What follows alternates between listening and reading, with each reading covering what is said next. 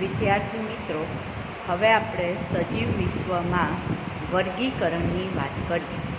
જે નામકરણની આપણે વાત કરી કે દરેકને નામ આપવાની પદ્ધતિ, એને આપણે નામકરણ કહીએ છીએ. જે પણ સજીવ શોધાય એને નામ આપવાની પદ્ધતિ. પરંતુ જુદા જુદા જૂથમાં એમને નામ આપવું અથવા તો જેટલા પણ સજીવ શોધાય બધાને નામ આપવું થોડું અઘરું પડી જાય છે.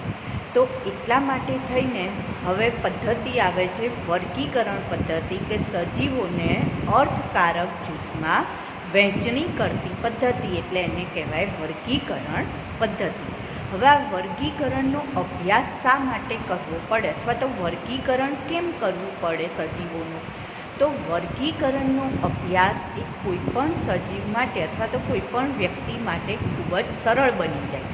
ધારો કે કોઈને પ્રાણી ઉપર અથવા તો વનસ્પતિ ઉપર કંઈ પણ સંશોધન કરવું છે, તો એના માટે એને જ્યારે આ વર્ગીકૃત કરેલું હોય, કોઈ પણ પ્રાણી કે વનસ્પતિને વર્ગીકૃત કરેલું હોય તો અભ્યાસ સરળતાથી કરી શકે. એટલા માટે સજીવોને વર્ગીકૃત કરવામાં આવે.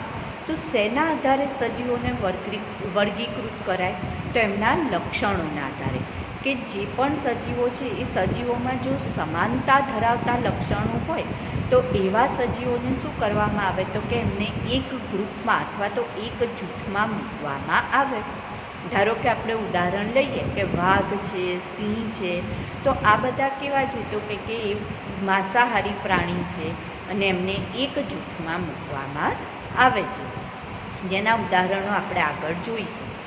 હવે આ જે વર્ગીકરણની જુદી જુદી કક્ષા છે એને આપણે વર્ગક તરીકે ઓળખીશું. શેના તરીકે ઓળખાય? વર્ગક એટલે જુદા જુદા સ્ટેપ. પહેલું સ્ટેપ હંમેશા આપણે, ધારો કે તમે હવે 11મા ધોરણમાં આવશો તો સીધા 11મા ધોરણમાં આવી ગયા છો? ના, ફર્સ્ટ સ્ટાન્ડર્ડ, સેકન્ડ સ્ટાન્ડર્ડ, આવી રીતના જુદા જુદા સ્ટાન્ડર્ડમાં ભણી આગળ આવો. એવી જ રીતના વર્ગીકરણના જે પગથિયા છે એને આપણે વર્ગક, દરેક પગથિયાને શું નામ આપીશું? વર્ગક તરીકે ઓળખીશું. હવે વર્ગીકરણ પદ્ધતિનો જે અભ્યાસ છે એને કહેવાય ટેક્સોનોમી અથવા તો વર્ગીકરણ વિદ્યા. જેમાં આ વર્ગીકરણ પદ્ધતિનો અભ્યાસ એને વર્ગીકરણ વિદ્યા કહેવાય. તો એમાં સજીવોની આંતરિક જે રચના છે એનો અભ્યાસ, બાહ્યાકાર વિદ્યાનો અભ્યાસ, કોષીય રચનાનો અભ્યાસ કરવામાં આવે. એટલે કે સજીવને લગતો સંપૂર્ણ અભ્યાસ કરતી શાખા એ વર્ગીકરણ વિદ્યા આવશે. અને જે આ વર્ગીકરણ વિદ્યાના અભ્યાસની શાખા છે એને પદ્ધતિસરનું વિજ્ઞાન એટલે કે સિસ્ટેમેટિક્સ તરીકે ઓળખવામાં આવે. જો વર્ગીકરણ વિદ્યામાં આપણે શું કહ્યું કે એની આંતરિક રચના, બાહ્ય રચના એની વાત કરી, બરાબર?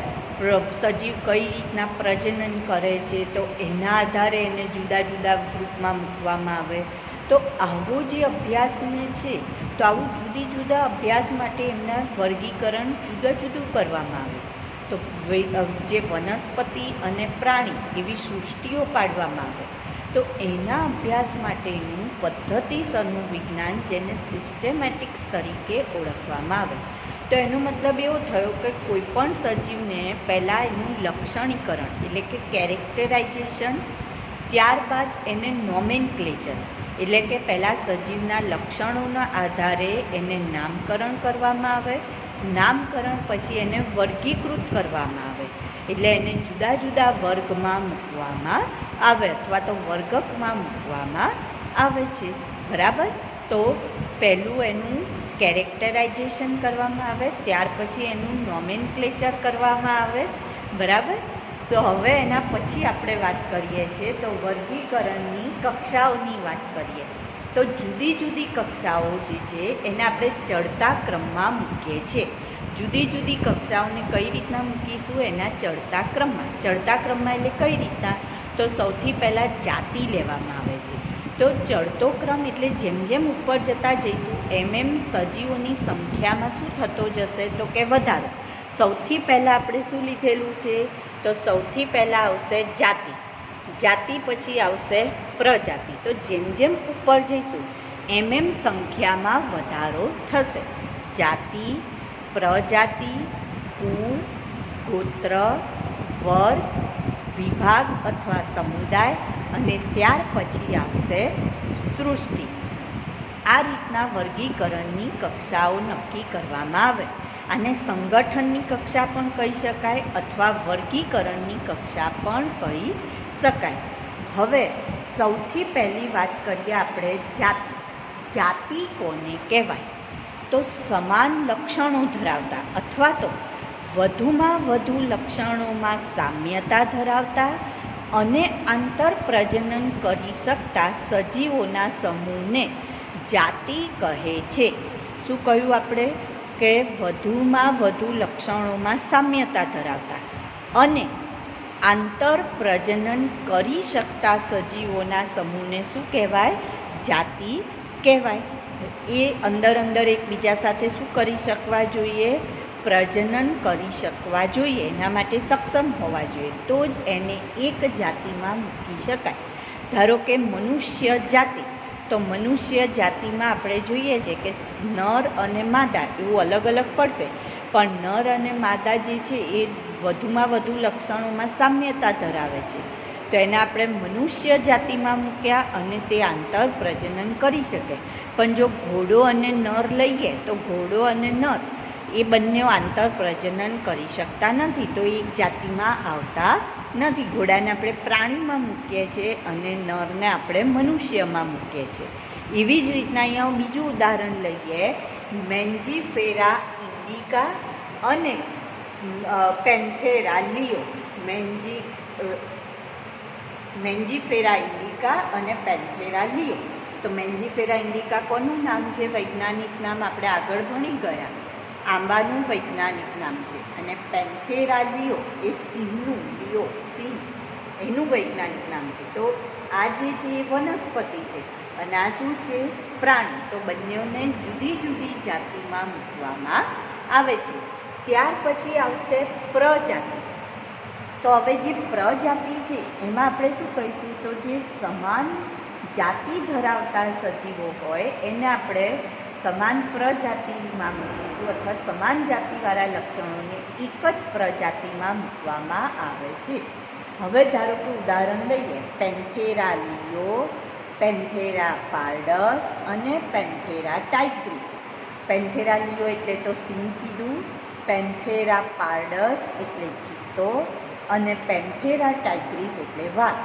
તો હવે ત્રણેયના જે નામ આપે આપણે ગુજરાતી નામ, તો એના ઉપરથી તમને ખ્યાલ આવી જશે કે ત્રણેયના લક્ષણો જે છે એ કેવા છે? તો કે સરખા છે.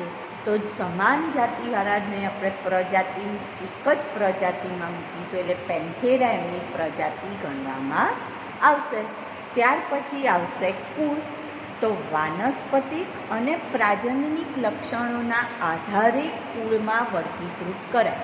જો જે પણ પ્રજાતિ છે એ પ્રજાતિ ભેગી મળીને કુળ, પણ બધી જુદી જુદી પ્રજાતિ હોય તો એ પ્રજાતિને ભેગી કેવી રીતના કરવી? તો કે એના પ્રાજનનિક લક્ષણોના આધારે અથવા તો વનસ્પતિ હોય તો વાનસ્પતિક લક્ષણોને આધારે એમને વર્ગીકૃત કરવામાં આવે.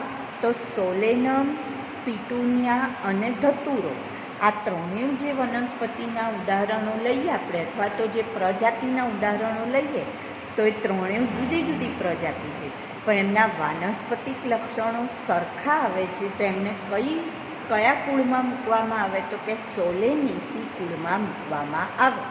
કયા કુળમાં મૂકીશું? સોલેનેસી. જ્યારે પેન્થેરા આપણે જોઈ ગયા ને આગળ પ્રજાતિમાં, લિયો, પાર્ડસ ને ટાઇગ્રીસ. તો પેન્થેરા અને ફેલિસ એ બિલાડીનું આવશે કુળ.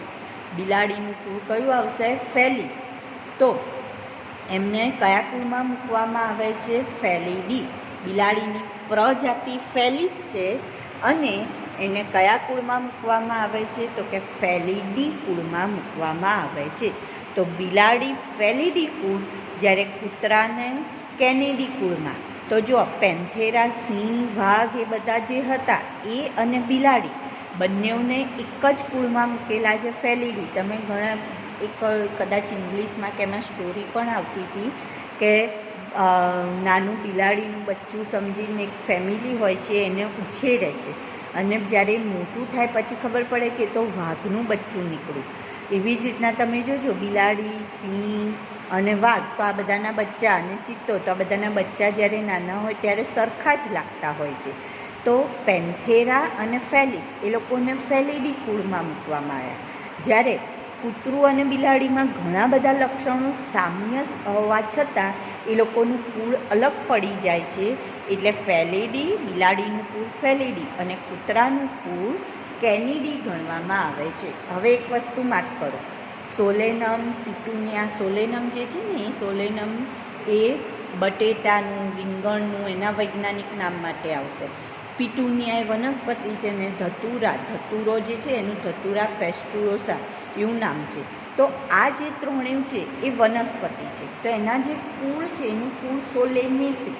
તો પાછળ એસી શબ્દ લાગશે, બરાબર? કયો શબ્દ લાગશે? એસી. જ્યારે પ્રાણી, પેન્થેરા અને ફેલિસ, તો એ પ્રાણીનું કુળ આવે છે તો પાછળ એડી શબ્દ અથવા ઈડી શબ્દ લાગશે. તો જે પ્રત્યય લાગે છે પાછળ, વનસ્પતિ હોય તો એસી, અને એસી વનસ્પતિની એસી રાખવાની છે, બરાબર? જ્યારે પ્રાણીઓ માટે ઈડી અથવા તો ઈડી લાગે છે. હવે જ રીતના ગોત્ર, તો જે સમાન કુળ હોય એના સજીવો ભેગા મળીને ગોત્રની રચના કરશે. તમે કોઈ હવન કે એમાં બેઠા હોય તો તમને પૂછવામાં આવે છે કે ભાઈ કયું કુળ, કયું ગોત્ર, આવું પૂછવામાં આવતું હોય છે. તો અહીંયા પણ ગોત્રની વાત કરીએ તો ઉદાહરણમાં લઈશું કોન્વોલ્વુલેસી, સોલેનેસી. આ બંને જે કુળ છે, આ જુદા જુદા કુળ છે. જો વનસ્પતિ કુળ જ છે ને, પાછળ એસી શબ્દ લાગેલો છે, એસી પ્રત્યય. તો એ જે બંને કુળ છે પણ એમના પુષ્પીય લક્ષણ જો જોવામાં આવે, પુષ્પીય લક્ષણ એટલે કે એમના જે પુષ્પ છે, પુષ્પ નિયમિત છે કે અનિયમિત, એની અંદર જે પુંકેસર છે કઈ રીતના ગોઠવાયેલા છે, સ્ત્રી કેસર કઈ રીતના ગોઠવાયેલા છે, વજ્રચક્ર, પછી બીજાશયનું સ્થાન, દલચક્ર યુક્ત છે કે મુક્ત છે, પછી એમાં કલિકાંતર વિન્યાસ, તો આવા બધા પુષ્પીય લક્ષણ કહેવાય. તો આ પુષ્પીય લક્ષણ જે આગળ આપણે ભણવાનું આવશે, તો આ પુષ્પીય લક્ષણના આધારે એ લોકોને એક જ કુળમાં મૂકવામાં આવે છે અને એનું નામ છે પોલીમોનિયલ્સ. કુળનું નામ શું છે? પોલીમોનિયલ્સ કુળ તરીકે ઓળખવામાં આવે. હવે એવી જ રીતના કેનિડી, કેનિડી કોનું હતું કુળ? તો કૂતરાનું કુળ હતું. અને ફેલિડી એ કોનું હતું? તો બિલાડીનું. હવે આ બંનેનું કુળ અલગ અલગ હતું, બરાબર? પણ ગોત્ર સેમ થઈ જાય છે, કારણ કે બંને કેવા છે? તો કે માંસાહારી છે, એટલે કે કાર્નિવોર્સ છે. તો એ બંનેને એક જ ગોત્રમાં મૂકવામાં આવશે. ત્યાર પછી આવશે વર્ગ. તો વર્ગની અંદર જોઈએ તો સમાન ગોત્રવાળા સજીવોને એક વર્ગમાં મૂકવામાં આવે. ગોત્ર સમાન હોય તો એ વર્ગ એક વર્ગમાં આવશે. ધારો કે ઉદાહરણ લઈએ, પ્રાઇમેટ્સ, જે લેમુર છે, ચિમ્પાન્જી છે, એને આપણે પ્રાઇમેટ્સમાં ગણીએ છીએ. ગિબ્બન, તો એ પ્રાઇમેટ્સમાં આવશે. તો પ્રાઇમેટ્સ કોને કહેવાય? તો એવા સજીવો કે જેનું બ્રેઇન કેવું હોય છે, જે આપણે મનુષ્ય પણ પ્રાઇમેટ્સમાં આવે, જેનું બ્રેઇન કેવું હોય છે? તો કે એકદમ એને શું કહીશું આપણે? બ્રેઇન કામ કરતું હોય છે, બરાબર? પછી કાર્નિવોર્સ, કાર્નિવોર્સ એટલે કેવા? તો જે માંસાહારી પ્રાણીઓ હોય એવા. તો આવા પ્રાઇમેટ્સ અને કાર્નિવોરસ આ બધાને આપણે સસ્તન વર્ગમાં મૂકીએ છીએ. કયા વર્ગમાં મૂકીશું? સસ્તન વર્ગમાં. તો એ લોકોને એમના લક્ષણોના આધારે ગોત્ર અલગ અલગ હતું, પણ જ્યારે વર્ગ આવ્યો તો વર્ગ સમાન ગોત્રવાળાને આપણે એક જ વર્ગમાં મૂકીએ છીએ. તો પ્રાઇમેટ્સ અને કાર્નિવોર્સ, તો એ લોકોને સસ્તન વર્ગમાં મૂકવામાં આવે. ત્યાર પછી હવે આવશે સમુદાય અથવા વિભાગ. તો તમને ખબર હશે કે વિભાગમાં અથવા વર્ગમાં આપણે બીજા વર્ગની પણ વાત કરી શકીએ. તો બીજા કયા કયા વર્ગ છે? વિહગ છે, ઉભયજીવી વર્ગ છે, અને સરીસૃપ વર્ગ છે. વિહગ, ઉભયજીવી, સરીસૃપ અને સસ્તન વર્ગ. તો આ બધા જ જે વર્ગ છે એ કયા સમુદાયમાં આવશે? તો કે પૃષ્ઠવંશી સમુદાયમાં આવશે. પૃષ્ઠવંશી ને અપૃષ્ઠવંશી 9મા ધોરણમાં તમારે આવતું હતું ભણવાનું. પૃષ્ઠવંશી કોને કહેવાય? તો જેને મેરુદંડ ધરાવતા હોય અને કરોડરજ્જુ ધરાવતા હોય તો એને આપણે પૃષ્ઠવંશીમાં મૂકીએ છીએ. તો આ બધા સમુદાય શું થઈ જશે? સમાન સમુદાય થઈ જશે. અને ત્યાર પછી સૌથી મોટો જે આવશે વર્ગ, સૌથી મોટો વર્ગ કયો? તો સૃષ્ટિ, જેમાં પ્રાણી સૃષ્ટિ અને વનસ્પતિ સૃષ્ટિ. સૌથી પહેલાં 2 જ સૃષ્ટિ હતી. કઈ સૃષ્ટિ હતી? વનસ્પતિ સૃષ્ટિ અને પ્રાણી સૃષ્ટિ. પણ જ્યારે માઇક્રોસ્કોપની શોધ થઈ, એન્ટોની વાન લ્યુવનહોક જેમણે માઇક્રોસ્કોપની શોધ કરી, એ પછી ત્રીજી સૃષ્ટિ ઉમેરાઈ, જેને આપણે માઇક્રોબાયોલોજી અથવા તો સૂક્ષ્મ જીવ સૃષ્ટિ તરીકે ઓળખીએ છીએ, જેમાં બેક્ટેરિયા, ફૂગ, યીસ્ટ, વાયરસ આ બધાનો સમાવેશ, પ્રજીવ આ બધાનો સમાવેશ એમાં થાય. પણ મોટા ભાગે 2 જ સૃષ્ટિ ગણવામાં આવે છે, વનસ્પતિ સૃષ્ટિ અને પ્રાણી સૃષ્ટિ. તો ટૂંકમાં આજે આપણે કઈ વાત કરી? તો વર્ગીકરણની વાત કરી. વર્ગીકરણનો અભ્યાસ શેના માટે કરવામાં આવે છે, અથવા તો વર્ગીકરણ શા માટે કરવામાં આવે છે સજીવોનું?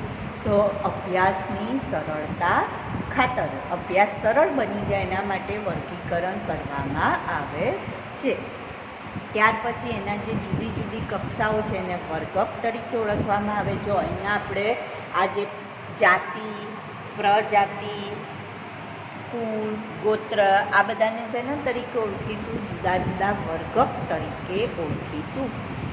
પછી વર્ગીકરણ પદ્ધતિનો જે અભ્યાસ છે એને શું કહીએ છીએ આપણે? વર્ગીકરણ વિદ્યા તરીકે ઓળખીએ છીએ, અથવા ટેક્સોનોમી. જે પણ આવી રીતના કૌંસમાં ઇંગ્લિશ શબ્દો આપેલા હોય એ આપણે તૈયાર કરવાના. અને જે અભ્યાસની શાખા છે, આ જે વર્ગીકરણ વિદ્યાના અભ્યાસની શાખા, એને કહેવાય સિસ્ટેમેટિક્સ અથવા તો પદ્ધતિસરનું વિજ્ઞાન. ત્યાર પછી આપણે એના જે વર્ગીકરણની કક્ષાઓ છે એને ચડતા ક્રમમાં આ રીતના ગોઠવતા ગયા, અને દરેકને જાતિ, પ્રજાતિ, કુળ, ગોત્ર, વર્ગ, સમુદાય અને સૃષ્ટિ ઉદાહરણ સાથે આપણે વાત કરી.